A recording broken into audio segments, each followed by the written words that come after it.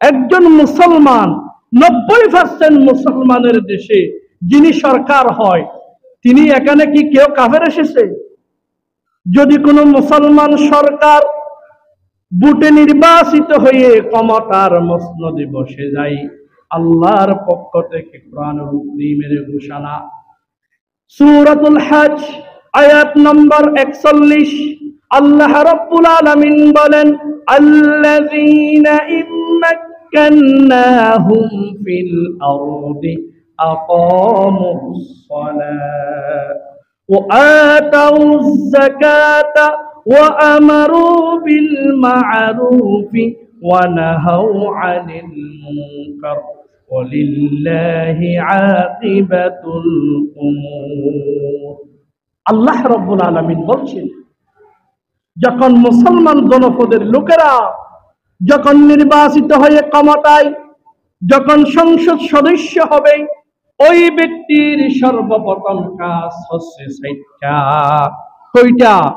যখন কোন পার্লামেন্টারিয়ান সংসদ সদস্য যখন সর্বপ্রথম সংসদে যাবে, তাকে 4টি বিল পাস করতে হবে।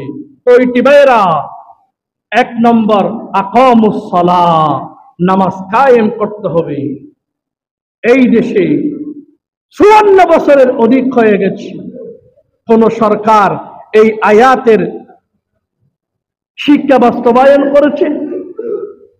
করেছে? ওয়াতাউয যাকাতা, লক্ষ লক্ষ কোটি কোটি গরিব আছে না নাই? লক্ষ লক্ষ কোটি কোটি টাকার মালিক আছে না নাই?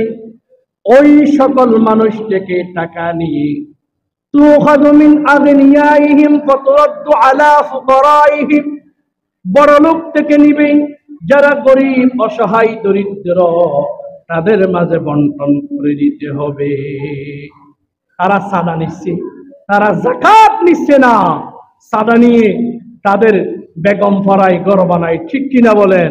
ছেলে মেয়েদেরকে বিদেশে ফরাই, আর গরিবের ছেলেরা প্রাইমারি ইবতেদায়ী মাদ্রাসায় পড়ে, সেখানে 10 জন শিক্ষক লাগার প্রয়োজন, 2 জন শিক্ষক দিতে পারে না।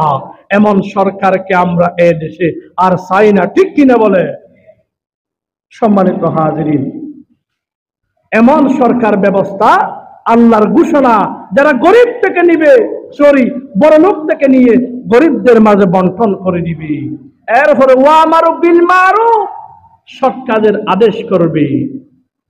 মানুষ মারামারি করবে, মানুষ গুলাগুলি করবে, সেখানে নেতাকে আদেশ করতে হবে, ও আমার কর্মীরা, ও আমার ভাইয়েরা, ও আমার সাপোর্টেরা, এইগুলা খারাপ কাজ, এইগুলা থেকে তোমরা দূরে থাকো।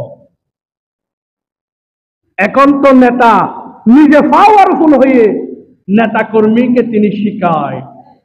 এমন নেতা এই দেশে নির্বাচিত করা কোন নামাজি মুসলমানের জন্য জায়েজ নেই।